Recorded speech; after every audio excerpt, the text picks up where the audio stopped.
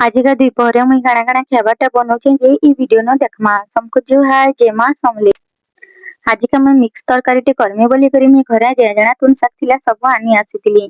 झुलेर थिला, बैगन थिला, माखन थिला, फूलकोबी थिला, बंधाकोबी थिला, गाजर थिला, बीट थिला और एटा जह्नीटी छोट छोट जह्नी है बहुत बढ़िया लागसी। एटा सबके मुई कुरकुटी करी काटी नेतिली।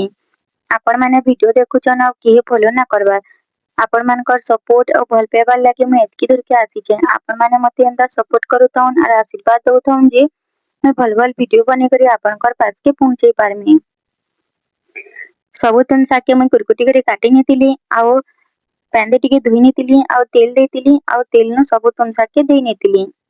तापरे सतली नेतिली आउ मैं इति बाटला मसला ना दिया मैं अदा लहसुन पेस्ट देमी आउ जीरा पाउडर देमी। सबुदिन हंता अलगा अलगा करी करी रांधले भल लागसी।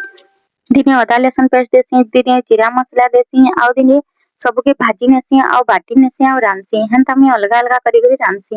हंता करी रांधबे जे बहुत बढ़िया लागसी।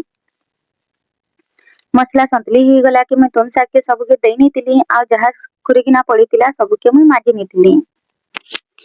भल करी मसला संतली हेले आउ भल करी फुटले तुनटा भी टेस्ट लागसी।